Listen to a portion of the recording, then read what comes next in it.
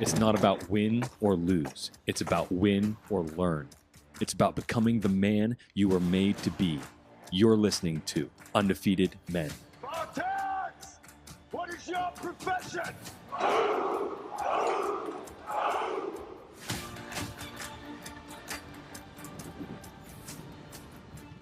Hey there, Undefeated Men. Welcome to another episode with Arden and Cal. Today we're here to talk to you about becoming a father worth following.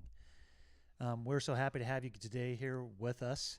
And we just think about today's episode. You know, every man who's wearing the title of dad or wants to wear the title of dad, whether you're raising toddlers, leading teens, or mentoring grown sons, you're not just a provider, you're a pattern. We want to make that pattern one worth following, a pattern that you want to emulate. We want you to be that roadmap. We want to be a model. And today we're going to talk about how to become a father who is worth following. Why does this matter? There are too many men out there living by the lie that fatherhood is just about showing up and paying the bills, being a provider. That's it. But your children, whether they're 2 or they're 42, don't need your paycheck. They don't need a paycheck. You know what they need? They need a dad. They need a father. They need pops. Okay? They need you.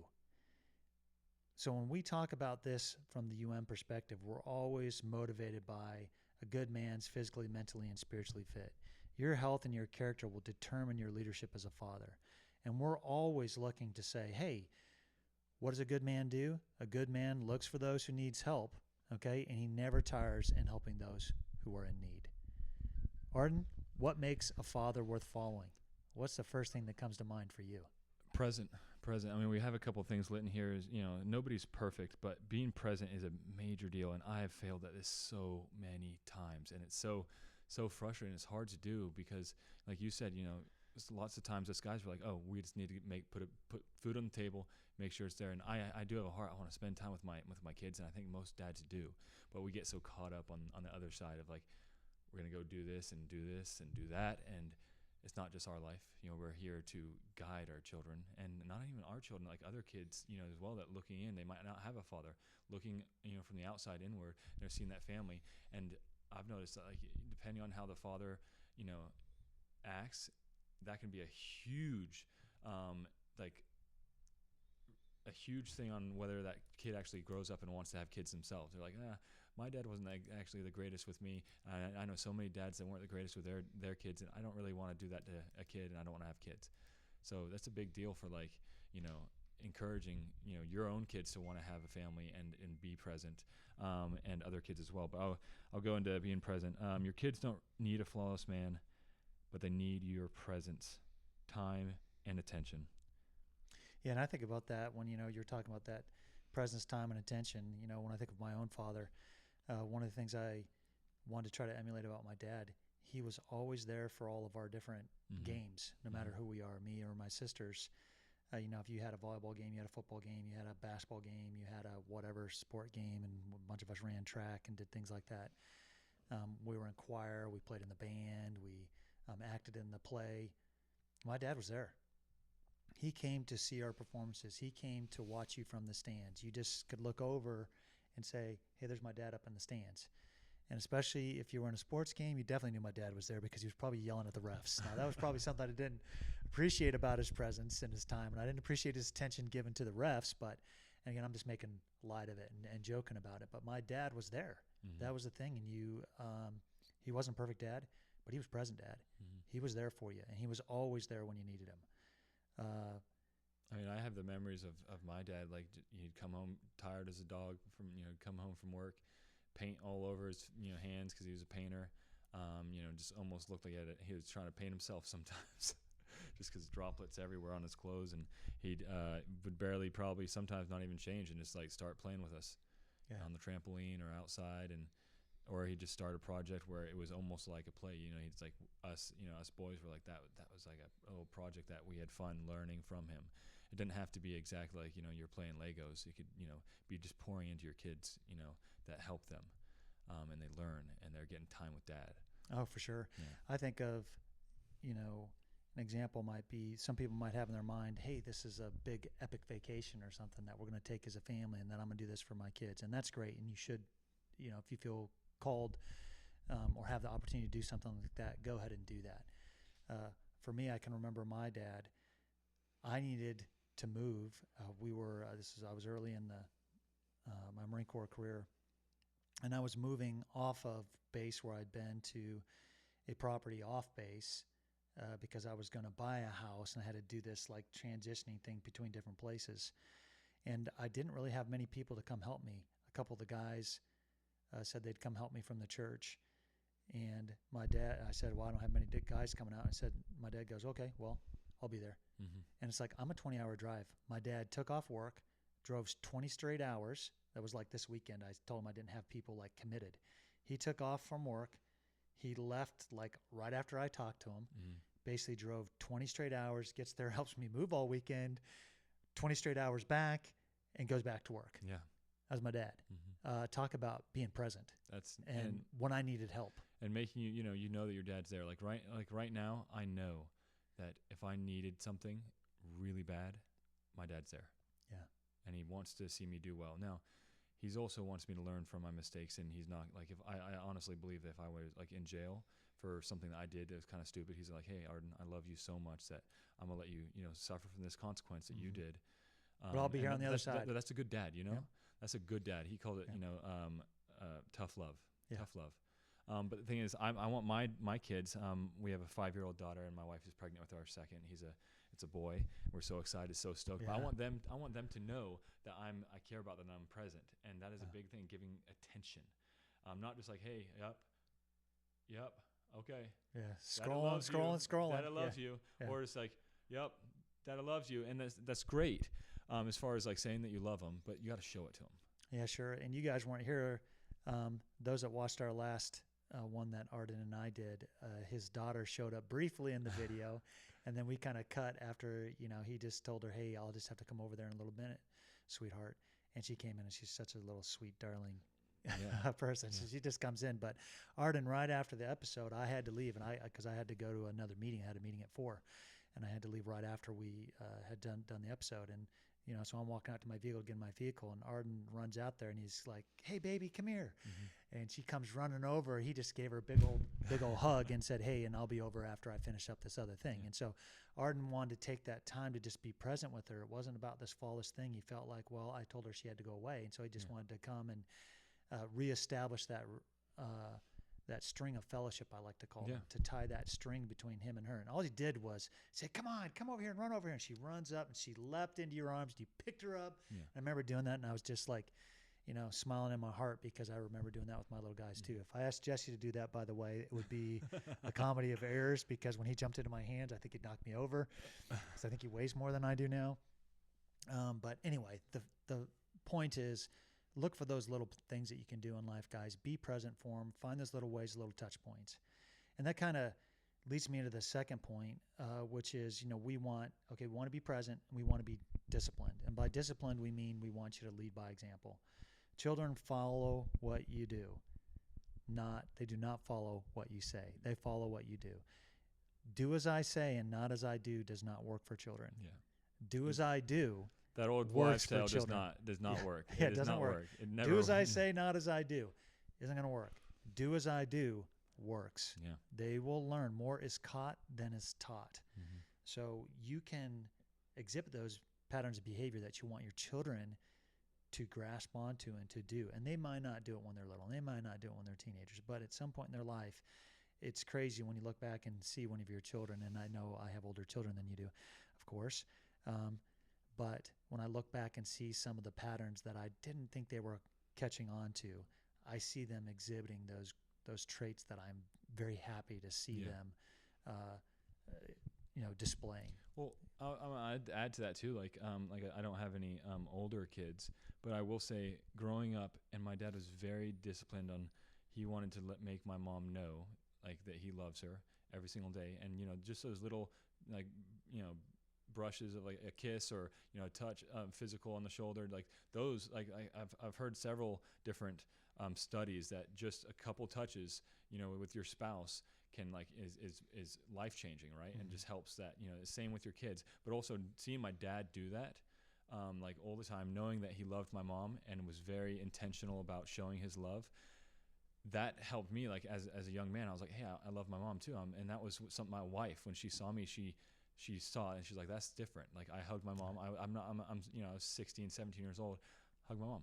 Awesome, cool. I don't care about that. I'm not. He embarrassed still by hugs it. his mom, by the way. I still do. I'll give her a big hug. Yeah. And that does not embarrass me at all. But that was something that she, my wife, noticed. She's like, man, he hugs his mom. And I feel like that was something, watching my dad, that was something that was It was caught grown. rather than taught. Exactly. Yeah. I wanted to do that, and I saw it, and I was like, man, I want to be like my dad. I don't know if you ever, I'm trying to remember the name of the song, but it was a country song where he's like, you know, I want to be exactly like my dad. I want to do what you do. I want to eat what you eat, and someday I'll be Superman like you, Dad, and that kind of stuff. I was like, but he was watching his dad. The whole premise of the song, he was watching his dad, and I think he actually said a bad word, the kid did. Because his dad had said it, and he's like, oh, you know, his dad kind of had to second think about, you know, had to what's his language? Exactly. Yeah. But that kind of deal, your kids want to be like you. My daughter, like with everything I'm doing with Undefeated Men, she looked at me last week and she's like, Dada, I'm going to have an undefeated woman company, undefeated girls. You're going to have undefeated men and I'll be undefeated girls. I'm like, yeah, I love it, baby. And she's like, because I'll tell her, I'm like, and I'm like, yeah, undefeated girls don't do that. And she's like, you know, whining or complaining about something like and she's like, yeah, I want to be just like you, Dada. I'll have undefeated girls. Oh yeah, use it, fellas. If you didn't learn from that one right there, was a gold tip from Arden. Hey, they out of their mouth, and then you just, you know, I mean, use that not in a bad way or in a mean way, but to help them learn the pattern of behavior.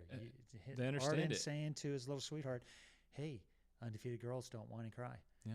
You know, and again, he's meaning whine and cry when they're not getting their way or they're being asked to do something, you know, like unload the dishwasher or whatever. If you want your kids to live these strong and these resilient lives, they need to see you putting in the work, gents.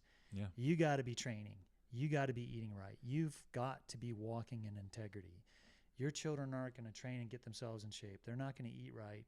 They're not going to walk in integrity if they don't see you modeling those things. And some of them will make those changes. Exactly. And this is something that I've been definitely convicted about. Like, I want to be, I mean, I've been practicing discipline for years now, and it's not, you know, it's not something that just comes overnight. But I definitely want them to know that that they see the work-life balance. They see when I'm going to turn it on and turn it off. They see that when I'm home, I'm hanging out with them, and that when Daddy says he's going to do something, he's going to go do it, and he's going to come back, and he's going to spend time with us. And they see that, and I want them to look at that with fondness of like, wow, okay, not just fondness, but like, wow, admiring that. And here's another one. You know, and I think this is the third point: a resilient and humble. You know, a good father owns his mistakes and grows from them. A father worth following doesn't pretend to have it all together. He apologizes when he's wrong and shows his kids how to get back up when he fails. And that's a big one, because I actually do remember. I remember my dad seeing that he made a mistake, and he's like, "Hey, Arden, I'm sorry." And I think that's big, because I know plenty of parents that don't apologize to their kids because they think, I'm parent, you're kid, you're underneath me, and that's not going to happen. Whatever I do is what, and that's not the case. I mean, I think it's very cool, and not just cool. That's an understatement. Yeah. It's incredible to see a parent humble enough to say, "Hey, I'm sorry," and I do that with my daughter, and not to toot my own horn. It's, you know, but just watching my dad, and then my wife, she loves that as well. Like, hey, I'm sorry, we messed up here, and we, you know, not like try to put us like, hey, we're in the dog box as a parent, but like, hey, we, you know, just letting you know, we're sorry, and we did that wrong. And they see that, and they're like, okay, you know, not only does that help them see, like, in the future when they have kids, they're going to do that, but also in other situations, they get to admit when they're sorry, because, I mean, when they did something wrong.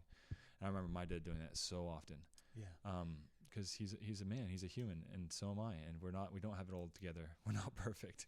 That's right. And we want to look at these things of some things. Resilience is, you know, put the best way. Being resilient means you fail first. Mm-hmm. You know, we love to say here, it's not win or lose, it's win or learn. Yep. And that's what resilience is. Resilience is rising up from the supposed loss or failure and saying, here's something that I can learn. Hey, son, daughter, friend, whomever, I made a mistake. Mm-hmm. I screwed the pooch on this. So what I learned was when the oven is hot, okay, don't reach your hand in there to grab a pan and try and pull that pan out of the oven, because that burns the daylights out of your palm.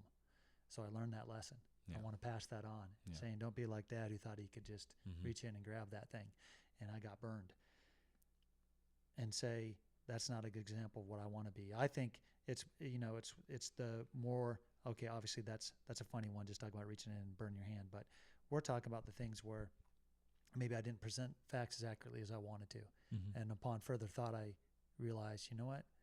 I misspoke, or I flat tick, I lied right there, Mm-hmm. whatever it was in your mind. Or I took a wrong action. I love to say to my children, sometimes I take the right action the wrong way. Mm-hmm. In other words, I might try to go to correct you. Let's say, Yeah. Arden, you did something wrong, and I go to correct you. But rather than correcting you with a loving heart, correcting you the way that I'd like to be corrected, I might correct you with a over fierceness or an overbearing attitude, or I might be like angry. I might shout. I might, and not shout like, hey, don't run in the street, you'll get run over. Yeah. Guys, yell. If your child's about to get run over, that's the time to yell. But that's also, but we yell when we're not supposed to. I was also going to tap onto this just real quick. It's like some parents and fathers think that, hey, if I love my kids, I don't want to discipline them. And this is a hot topic, a real hot topic. But one thing that my dad told me before I had kids is like, hey, you want to train your kids to where other adults from the outside, not even family members, but especially family members, want to be around them. Mm-hmm. If you don't train your kids to listen and respect adults, other adults, be kind, not be annoying, and be quiet when they need to be. And there's times for we have rules in our house like, hey, it's nighttime. We're not rowdy. It's nighttime, regardless of when we have people over or not. But we want other people. And I've told this to my friends. I'm like, I want my daughter to be like, you actually enjoy being around my daughter. Like, oh man, I have to be around that kid again. She's such a brat. Exactly, exactly. You don't want that. No, you don't want that. So that I think that is a good thing. Keep that in mind, because I watched my dad, train us like that, and I think it set me up. I have failed in so many ways, but just him training us and my siblings, majority of us, like, we knew how to respect our elders. We knew how to act, and I think it helped us in so many ways. And I want to do the same with my kids. So.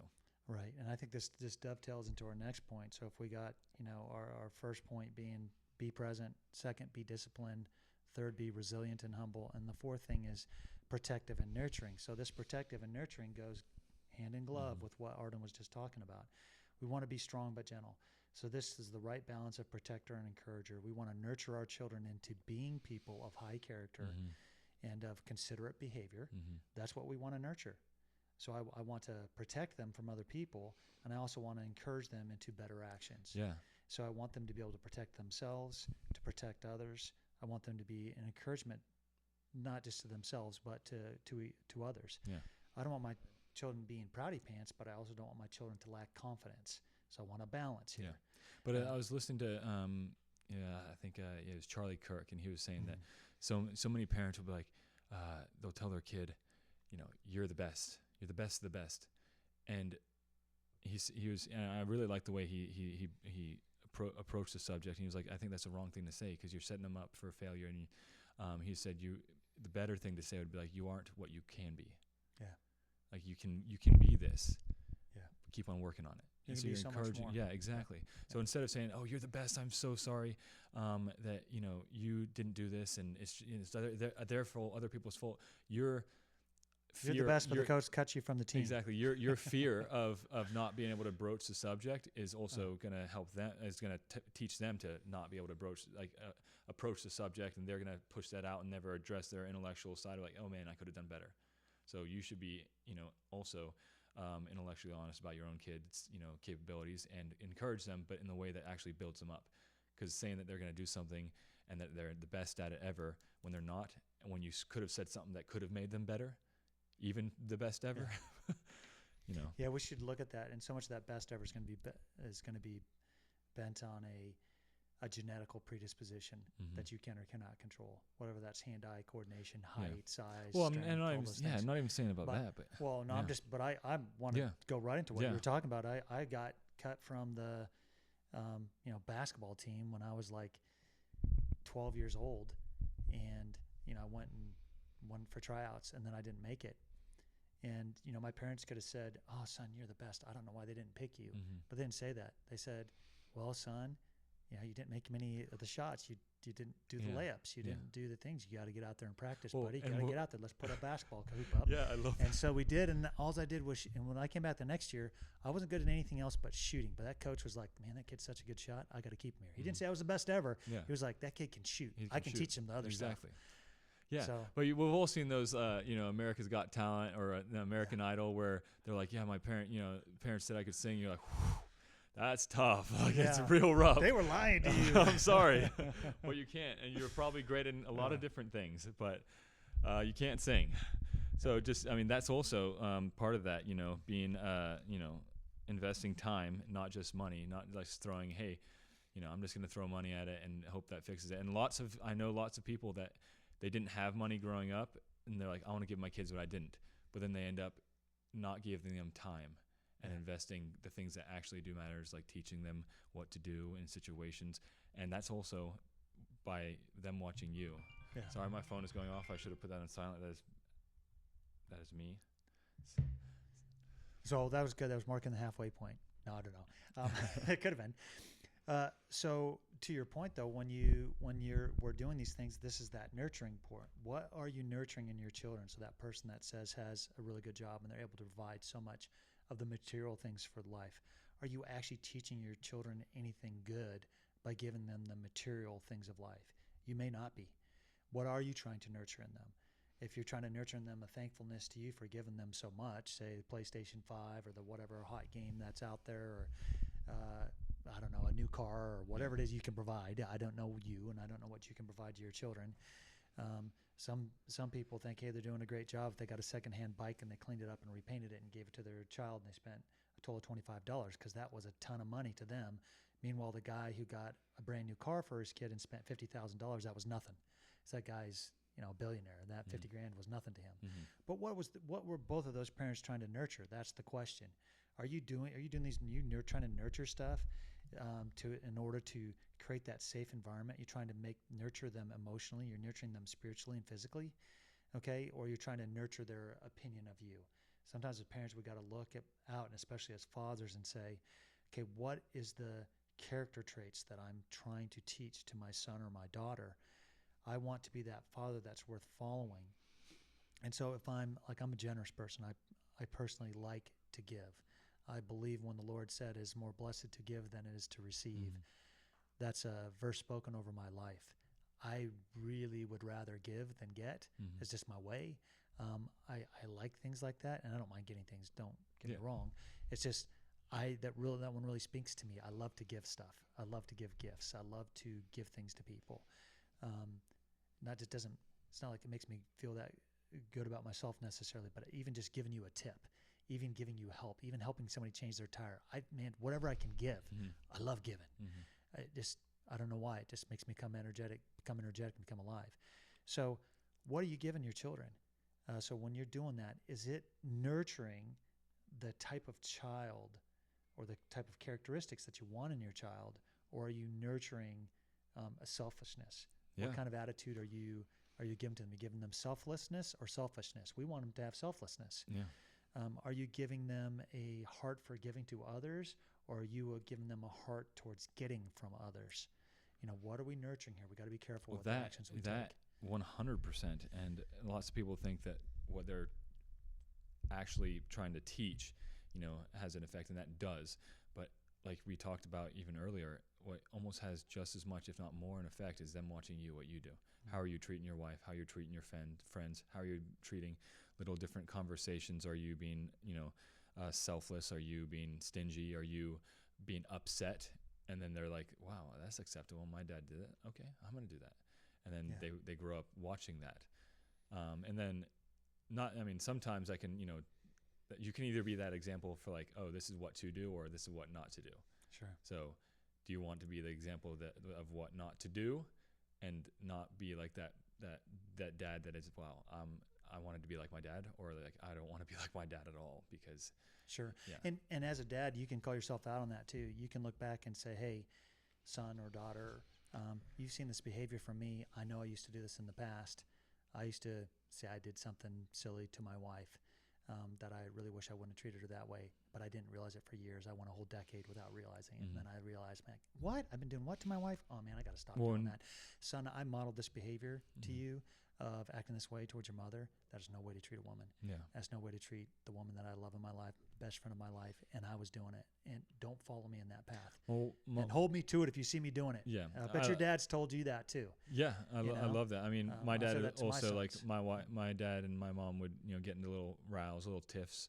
And they tried not to like do that in front of us kids, but it just happened. You live life together and you're growing up in the home. And I know that my mom and dad both would come to us and be like, hey, we love each other. Just like, we're just working something out. Yeah. We love each other. And my wife and I do that with our daughter now. We're like, hey, we love each other. Mommy and daddy loves each other. We're not going anywhere, just reaffirming also like their knowledge and their belief that mom and dad aren't going anywhere. Just because we have a little tiff doesn't mean it's and everything's falling down with the smoke and the house is burning. So important for that safe environment emotionally. Exactly. Yeah. So we want them, like, even if we're having a little, arguments aren't bad if they're done well, and how to controlling your what you're saying, and you're not saying, like, I've also done arguments bad. I'm just saying I've learned from my mistakes, and I try to control my mouth and like say what needs to be said, but peaceably and calmly and in love, and loving the other person, not in like selfish, hey, you did this to me, so I'm gonna stab you back kind of deal. But also all that to say is your kids watch you, so and make sure if you are, which is it's not if you're working through something, that's fine, but make sure you're telling them, hey, we love each other still. That's right. Nothing's going anywhere.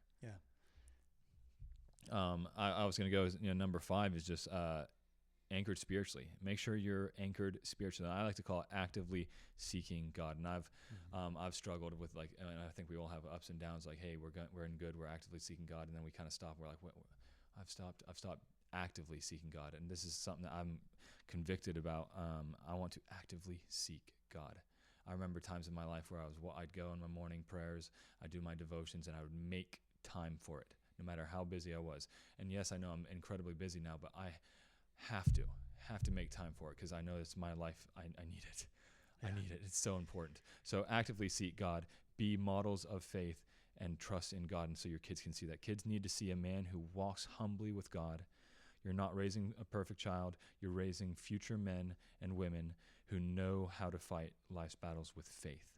That's right. And again, Arden and I, if you've been listening to us for any period of time, that we're hardcore Christians. Yeah. And so we're bringing it to you from our Christian perspective, but I would challenge any of you that are out there, when we're talking about anchored spiritually, again, it's going to be your faith and your trust in your God, well, however you view that. And for us, we'll tell you there is only one God, and there's the creator of this universe. And I would say, like, I mean, we're not trying to shove our faith on you. Yeah. But I will say, when you do reach, if you hit rock bottom, just know that there is a God out there, and He loves you. And unfathomable comfort and love comes from that fount of wisdom and fount of life. Yeah, we always say, the peace that surpasses all understanding and guards our hearts and minds in Christ Jesus. That's us talking about our God and our real relationship with Jesus Christ and what it means to us. But if you're not a Christian, there are consistent life anchors that you can use, again, of that spiritual mindset to calm yourself, where you have faith and trust in the system that you've put in place. We're claiming, or we're saying as Christians, to be clear, that that's always going to fall short of that mark until you learn that there is a God. In our opinion, that's our opinion, not trying to force anything on you, but that's our opinion. And if you do get down to that miry muck of the clay and realize you cannot do it in your own strength, that there's one whose strength is greater than yours, and He's called the Almighty. That's why we always refer to Him as Almighty God.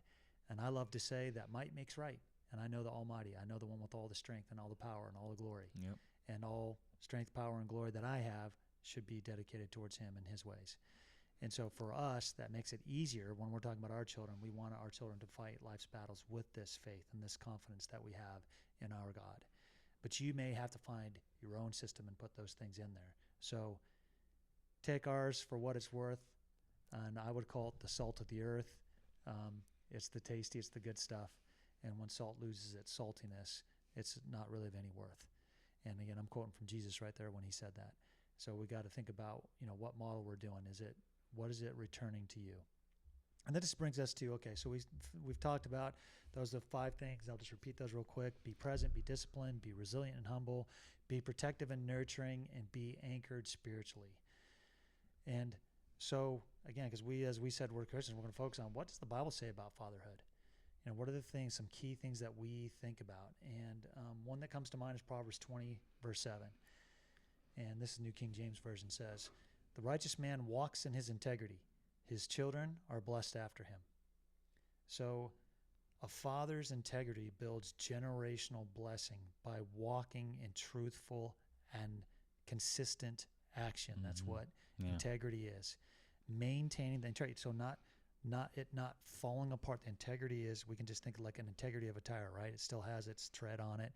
It still has its sidewalls. It's got air in it. It's got integrity. When you get a hole in that thing and the thing goes flat, or the radio flies off, or it comes off of the car, you're losing that piece, that integrity, that piece that's out of that. So when you keep that integrity, you keep your system together.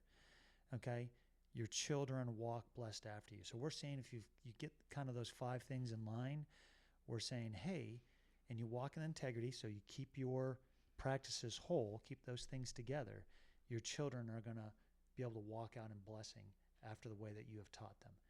And there's another verse that goes with this one that I didn't put in our outline, but it's, I have no greater, as a father, I have no greater joy than to know that my children are walking in the truth. Okay, so whatever truth it is that I believe in truth, that what gives me the most joy is I think my children are walking in that truth. So if you teach your children that integrity of the way of action, and you model that, and they walk out in that sort of integrity, you're going to be blessed. And that's what the blessing is. They're going to be blessed by following that. Yeah, that couldn't be more true. And my daughter's just 5, and she'll be turning 6 this year, and just watching her and what she wants to be, and she's like, Undefeated girls. Yeah, and just that, and she's learning Bible verses, and that just brings me so much joy, so much joy. I'll bring another one. Ephesians chapter 6, verse 4. "And you, fathers, do not provoke your children to wrath, but bring them up in the training and admonition of the Lord." I read that wrong. I'll read it again. "And you, fathers, do not provoke your children to wrath, but bring them up in the training and admonition of the Lord." Instruction and discipline, but also nurture. That's pretty, Yeah, you're instructing them. Yep. That's what the training is, right? The training is that, and I think in hand with instruction goes the discipline. And with that training is that discipline thing, and the admonition is we're talking to them about how they're falling short of the mark and what we'd like to see. And often one pro tip here, guys, with your children is, often when we're disciplining our children, I would like to say, when we're saying disciplining, we're thinking that like in discipline, that means like some form of punishment. And while that's not an incorrect use of that word, disciplining, I prefer to separate it there and not use that. And in disciplining, I'm trying to teach them a right way. When I'm coming to some form of punishment for a wrong they've done, I say, hey, can I punish them for wrong if they didn't know what wrong was? I first must train them what right is. And so often you need to begin with, hey, let's do some training about that. Let's just say my son or my daughter can't learn, like when they're little, what's the things they like to play with? One thing they like to play with is they find out what an electrical outlet is. And they like to go over to that thing, and you say, no.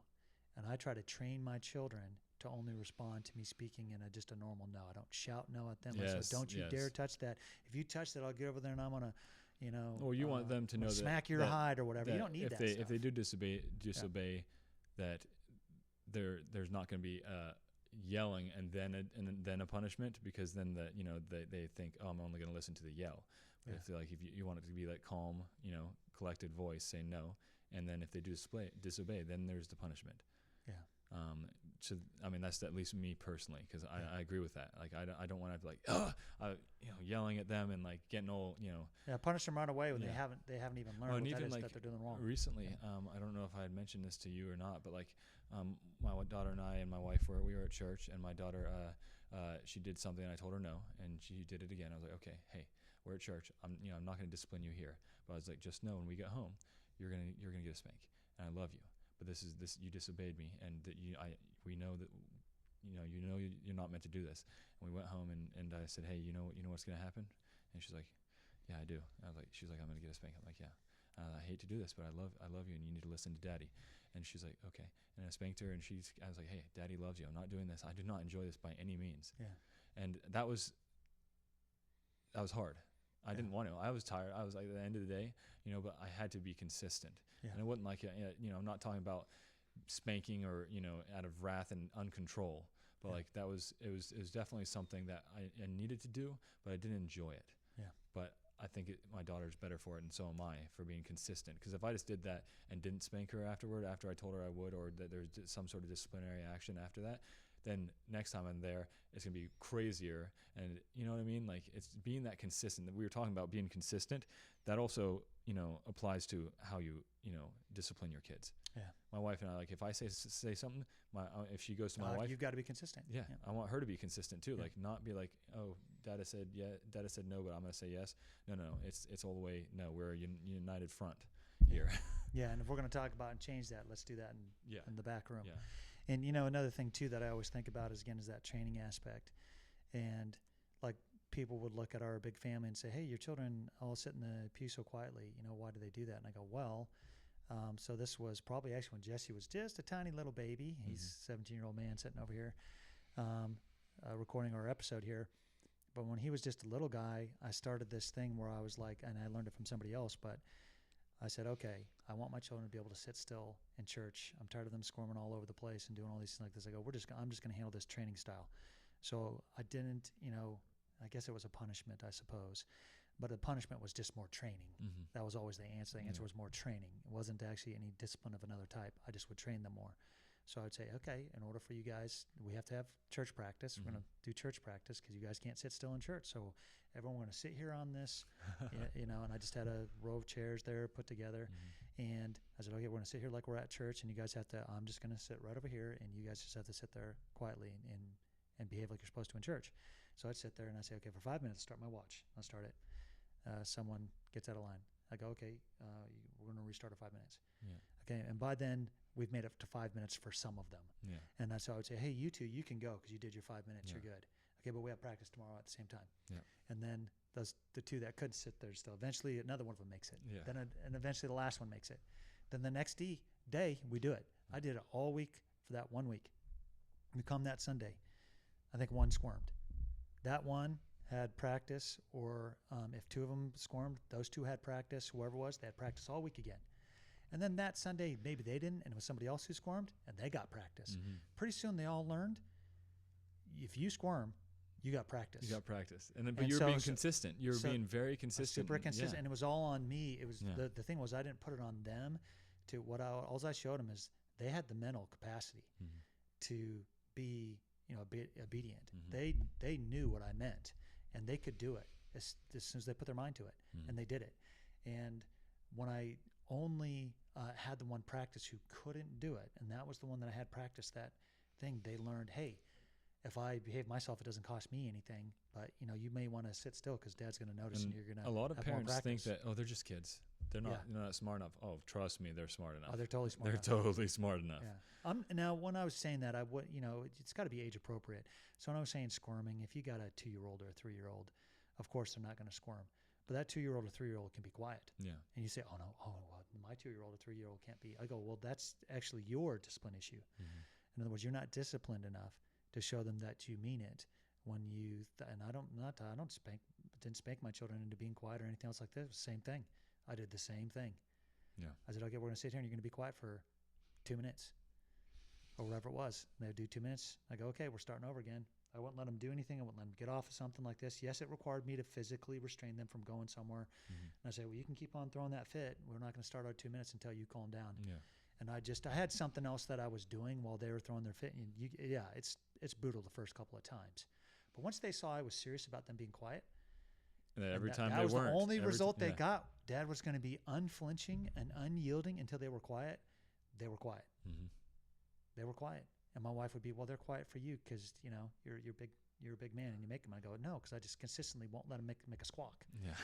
And if my wife, whenever she applied that sort of discipline that I did to the very same thing, she got the same result. Yeah. And that's why what Art and I are saying. And that includes my 2-year-olds and my 3-year-olds. Before that, I just think it's more appropriate if you take your child out of the service. Yeah. They're not really at an age to understand that as much. There are forms of being that you can teach them some things about quiet, but you got to be very careful till they're about 2. And maybe some of you are exceptional and can train them at 18 months, but I just say just be careful. They're little and they don't understand. Make sure they understand before you try to train them. I have another Bible verse here. Hebrews 12, verse 9 and 10. Furthermore, we have had human fathers who correct us, and we paid them respect. Shall we not much more readily be in subjection to our Father of spirits and life? That's a good one. No, that's a good one. Yeah, it totally is. And then I was going to say this: teaching your kids to respect you as an earthly father. Like I even tell my daughter, like, hey, God's given you to me as a gift. I'm just a caretaker. I fail all the time, and Daddy's trying his best, and he's going to get better. But I think showing her like how to respect and teaching her, and that helps also respect God. And I see that even with my wife. I mean, obviously my dad and mom did it well too. But with my wife, like her father was a rock in their household, just incredible. And she knows where the biblical hierarchy is, and she knows that hey, God is the be all and end all. Yeah. And that just watching her father and respecting him, that made it a lot easier for her rather than some people that didn't have that. You guys don't know Kevin like Arden and I know Kevin, and that's Arden's wife's father, and he's just a very calm presence when you meet him. He's very just logical, logical and calm, and not like overly excitable. And I'm not saying he can't get excited or something like this, but he just when you meet him, he exudes peace and calm and measured action. Oh yeah, measured 100%. Measured action is what he does. And I think that brings us, because so we're talking about like fathers don't provoke your children to wrath, bring them up in that training, right? We've had human fathers who corrected us. We pay them respect. This is Hebrews 12. And then 103 kind of brings it, Psalm 103:13 brings us together. As a father pities his children, so the Lord pities those who fear him. God's love for us, and again, when God pities those who fear him, is the same thing as a father pities his children. And pity, when we're thinking pity, we're just like, oh, you poor little thing. I don't think that's what that means. The pity means to care for and to go, hey, they don't know what they need to know yet. That's what we mean. So when I was talking about that, hey, be careful with that child that's underneath too. Don't expect them to do something they can't do yet. That's the mother's sweetheart when she's saying the little guy's just tired, or the little guy's just this or that or the other thing, or there's like, I don't make excuses for so-and-so. But yeah, that's just the pity of a mother saying, I know that they're tired or they're hungry or they're this thing. And we as fathers too need to be careful when our wife's saying that to us and saying, you know what, they are tired. Let me get them some better rest, a better rest cycle in our house. Let me get them some food. That's what we're saying is, because as men, we can go ages without sleep. We can go ages without food. We can go ages we don't operate well with it, and we end up being grumpy, and then sometimes treating our family and those around us not great because of it. But yeah. But we do it better than we did when we were 2. Yeah, exactly. So, but maybe you need to get your child a banana, or get some way to take care of them. So what's that? The takeaway for us right here is that, and taking these biblical aspects of a good man's leadership in the home starts with how he leads himself. So how are we leading ourselves? I mean, how are we ourselves leading? You don't have to be perfect. You just have to be intentional. So if we want, we want to be the example to them, are we saying to ourselves, what are my flaws? Am I taking care of my flaws? Am I addressing my concerns? Am I inwardly focused not on am I getting what I want, but am I inwardly focused on am I doing what I should? Yeah. Am I being the man that I should be? Am I leading this family well? That's the inward focus. The inward focus isn't they're not saying thank you to me enough. And we're not talking about physical affirmations. I don't, Yeah, none of about that junk. I'm talking about, are you open to realizing that you get it wrong? Yeah, that you are humility flawed. we talked about earlier, right? Yeah. Yeah, Intellectual resilient and honesty. humble. Yep. Yep. Are you open to, understanding like, hey, I get it wrong sometimes, and I fail. I fail quite often, and I'm saying that about myself quite often. And then, I mean, also, like, guys, this not only this is about being a father, yes, but man, you do these things, and understand that you fail and how to fix it. You practice that with your kids, and then if you start practicing it outside of the home, your life is going to get better, like so much better. Just even your relationships and understanding like how you can fix things. I mean, I fail all the time, but I do know that when something as a kid, I always knew like when I did something wrong, my dad like he'd be like, Arden, you did this wrong. I'm like, Dad, I'm so sorry. You're right, I did it wrong. And I noticed that, and I wasn't trying to be like smart, kind of like I'm gonna say sorry when I'm not. I was genuinely sorry, but I noticed that his frustration and anger was no longer at me. Yeah. It was no longer. He's like, oh, he's sorry, and he's gonna work on changing. And his frustration generally would be more pointed toward him. He's like, why am I still frustrated when he's actually he's not fighting me and saying, I didn't do that, Dad. I didn't do that. Yeah. So I noticed that actually, like, I got a lot of heat off of me because I was like, I'm sorry, Dad. I learned that at a young age, and I was trying to. I'd actually try to teach my brothers that. I'm like, hey, stop.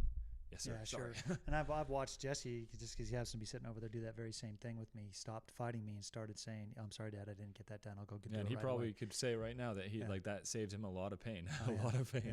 Would you say? Yeah, he'd say, yeah, that does. It does. Listen, it takes all the fervor out of the father, the fervor to get, I'm going to get this kid back on that track because I care about him and he's doing this every time. But then you say, oh, I screwed up, Dad. Oh, I watched him do that. Oh, okay. And that has also helped me in my work relationships, also in the relationship with my wife and my daughter. But like, I mean, like I've had people like get upset at me and like when I was a private contractor, videographer work failed, and they get upset at me. I'm like, hey, I'm sorry. I screwed up big time. I did not deliver how I was meant to deliver. I've done that in my personal workspace. We were working with Tremelthi Mama. Andy Pearl's been upset at me. I did it wrong. I'm sorry, Andy Pearl. I'm so sorry. And I was more heartfelt than that. I'm just saying, like, I am so sorry. And genuinely looking in the eye, how can I make it right? How can I be better? And most of the time, that fixes a lot of it. Yeah. Doesn't mean you didn't make the mistake. It didn't erase it, but it fixes like the main issue. Can you fix it? Yeah. Yeah, and often you can. And that brings us into this, okay, really the third part of what we're talking about here today is the practical steps. What are the practical steps to become this father that's worth following? And again, we hinted at it a little bit there, that good leadership in the home starts with how well you lead yourself. What I mean by how are you leading you? How are you looking at yourself internally? What are you doing about yourself? So you need to prioritize your physical health. Your kids don't need, and we talked about this last week, so we won't labor this one too much, but you need to prioritize your physical health. Your kids don't need a Sikh. Yeah, well, maybe probably not Sikh. that. I don't know what your religion is. You might be a Sikh. But your kids don't need a sick, weak, or burned out father. Yep. You got to eat well, you got to move daily, and you got to stay strong. And then when I'm saying that, that's all relative to you and what your life is asking from you. If you're 75 years old, your staying strong looks different than mine does at 54, than Arden's does. Yeah. It's a different version of strength. But are you letting yourself completely go? You got work to do, and you know it. And then, like we talked about, be mentally and emotionally present. Put your phone down. Listen. Your attention is a signal to your children, and that they matter. That's important. Like I've had so many. Even when my daughter was first born, I was going through cancer still, and I wasn't on my phone, but I was so focused and like didn't want to. Not that I didn't want to be there. I was so happy to have a daughter, but I was so thinking like, oh, my life isn't going to be fully good until I'm cancer free. I was worried about being there for her. So I had different focus issues at the time, and I wasn't like on the phone or doing anything like that. But I was like, I wasn't soaking in the moment like I should have been. And I think not that it affected. I have a great relationship with my daughter, but I do look back at that. I'm like, now I know with my wife due very soon with our son. I'm like, I'm gonna take off work. I'm going to be 100% present. I want to be present and enjoy that time because I didn't do that as much as I should have with my daughter. So there's that one. Yeah, and so we're starting with prioritizing our health. We're going to be mentally and emotionally present. So put down the phone, as Yep. Arden said. We're going to listen. I like a friend of mine said, God gave you one mouth and 2 ears. So that pretty much says it right there. Yeah. You should Oh, yeah. listen twice as much as you speak. Yes, and my mom and I were talking. We were having a good conversation. She said she was reading a book, and the lady or whoever in the book was like, "When you're talking, you're not learning." I was like, "Whoa!" That was kind of like a mind blown. Like, yeah, that's true. When you're talking, you're not learning. Yeah, you can learn while you read or you listen, but you can't learn while you're talking. Yeah. Yeah, All right. that's a great one. And so, even though we're going to talk a little bit about talking for our next one, show spiritual leadership. Mm-hmm. And what do we mean by that? We are going to use our mouth, Mm-hmm. and that's going to be to pray with our children. So maybe we're going to learn something about ourselves when we're praying, and read scripture out loud, talk about our struggles, and show them what faith looks like in action. Yeah, that's going to require you to use your mouth. But I'm just saying, take that opportunity then to listen to them and how they respond to those things.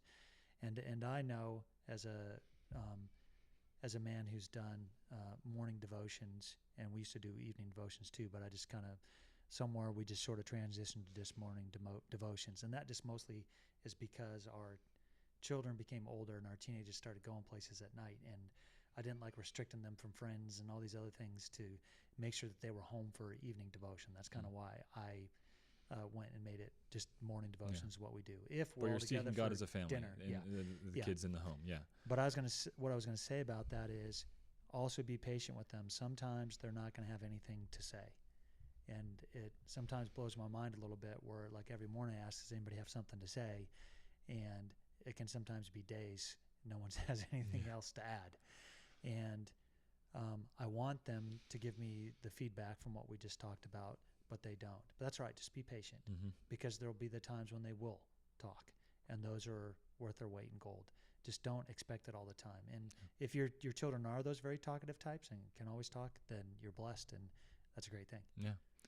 Yeah. And then another takeaway here: own your mistakes, guys. When you mess up, apologize, and that helps in your home. When your kids see that, when they see they like that helps a lot when you're doing that to them.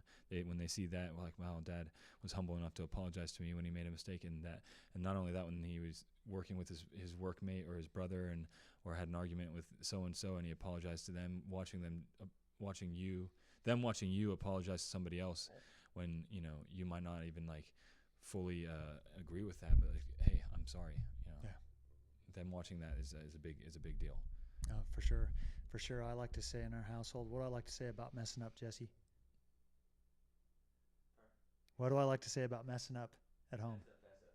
Mess up, fess up. If you mess up, fess up. Yeah. So one of my favorite things. So men, if you mess up, fess up. Yeah. That means confess. Come clean. Come clean of it. You mess up, just say it. Just call yourselves on it. Guys, it's not some big pride blowing, confidence blowing No, but thing. honestly, like I've noticed that with guys, like if you can even come to the point where you yourself acknowledge that, hey, I messed up, and then you go a step farther and owning it to your loved ones and those around you, wow, that is a major growth period. Because some people can't even acknowledge that they did it to themselves. Like, no, I didn't. What are you talking about? I'm 100% right. Yeah. I'm just and I could have done that 100 different ways and I'd still be right. Yeah. I'm 100%. I did nothing wrong. Yeah. And that's not personal growth, and Right. that's not something that's going to help your future relationships and your kids watching you. Yeah. And I think about all the different things you do in your life, guys, that where you're saying, hey, am I looking at myself, viewing myself a little more highly than I ought to? Am I looking at myself fairly? When we look at things and we say, hey, maybe on that one, and I get it mostly right and a little bit wrong. Hey, that's better than just saying I get it all right. Yeah. And then saying maybe that one I'm 50-50, that one I just really wish I'd do better. Anybody got any ideas how I could do that one better? That's what you want to be. That's how you learn. That's how you get better. You ask people for those coaching tips. Hey, what works for you? I find this person at work or this person at church or something, I find them very difficult to deal with. Arden, do you have a tip for me? Hey, yeah, Cal, here's, what? I think if you just approach it this way with him or her, this kind of might work a little better for you because I've had good success with that. And that's like a pro tip. That's gold to me. Yeah. And I'm just like, oh, sweet. Okay, I need to put that in play when I'm talking to that person. I didn't realize that about them, and that I should act that way when I'm talking to them. Because then when you make that change, you find out, lo and behold, The wall doesn't go up. yeah, it's just like, oh, wow, sweet, this works. Yeah. And all it did was you maybe to frame the very same thing you were doing, just a slightly different way. I just made a mod, if you will. I make a modify. When we've all hurt ourselves doing something, and I think about that in physical exercise, and people are like, oh, I can't exercise because I got a bad knee. And I say, well, what makes you think you can't exercise? You got a bad knee. Well, I can't, Cal. My knee hurts me every time. I go, what are you doing? They'll tell me what they're doing. I go, well, why don't you try doing this or that or the other thing? Oh, I never thought about doing those. I go, yeah, none of those involve your knee.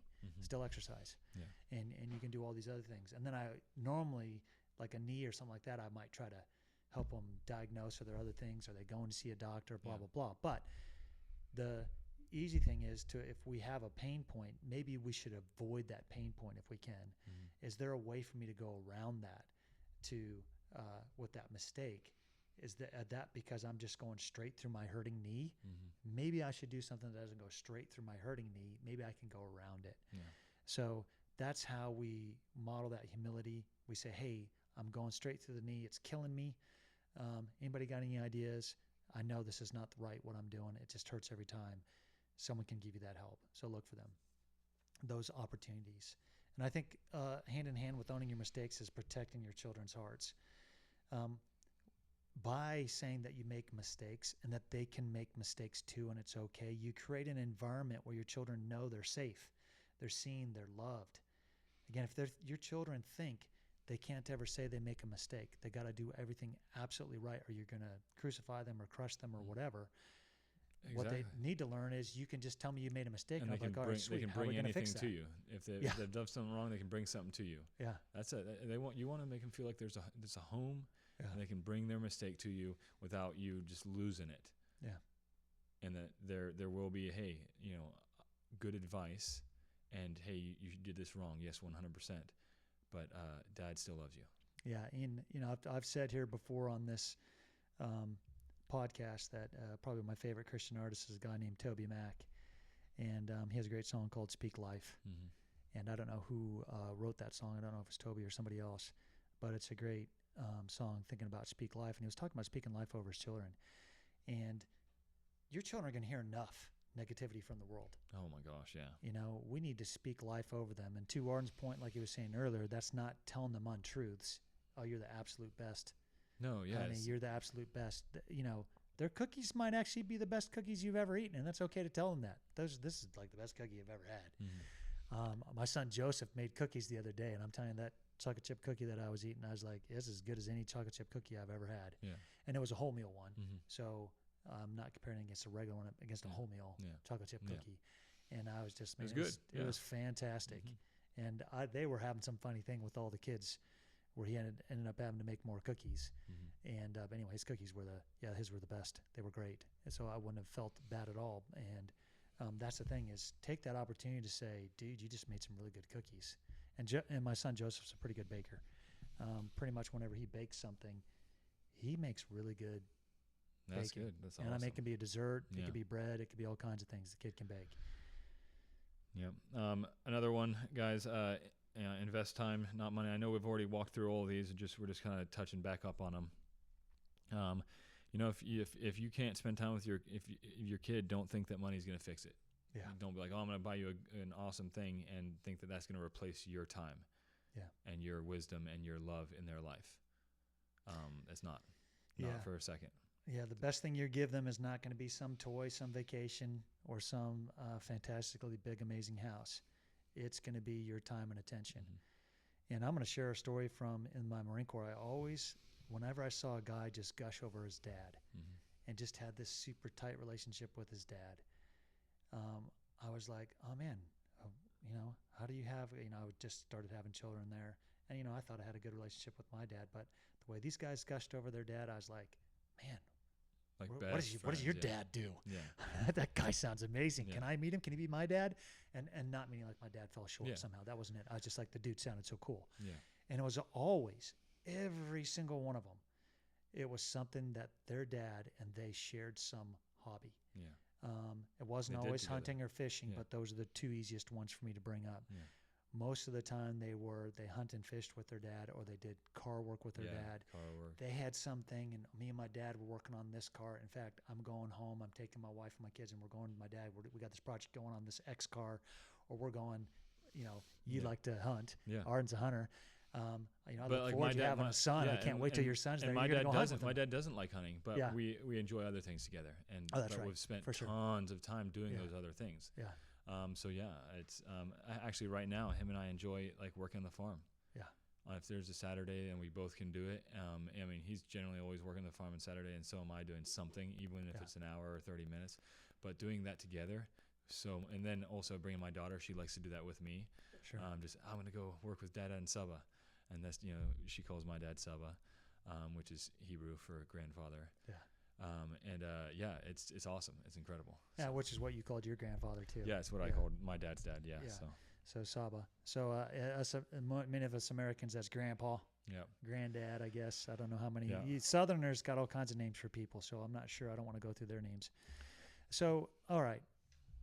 What are the key takeaways for today, Arden? What are a couple things that come to mind for you about fatherhood? Yeah. Fatherhood isn't about being perfect. It's not about, it isn't about being perfect. It's about being present, disciplined, and humble. It's about showing your kids how to live, how to fail, and how to rise again, how to get back up, how to grow. Like we said, it's not about win or lose, it's about win or learn. Yeah. We're going to fail. We're not perfect. So how to get back up. You don't need to be a superhero, guys. You just you need to be a man worth following, a man who's building strength in his body, his faith, and in his home. That's what you need to be. Absolutely. So, guys, if this message hit home with you today, I know it hit home with us. Yeah. I mean, even just when we were talking about it, Arden's actually the one that put together a series of 12, the next 12 that we're doing, and this is the second of those 12.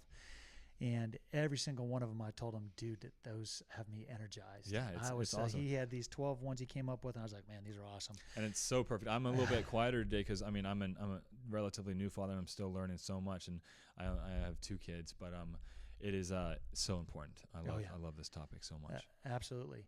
And so, if this does hit home with you and resonates with you like it does for us, take action, guys. And as we so often say here, right, it's the 1%, get 1% better every day. And that starts with being a father too. Start with one area where you can become more intentional as a father.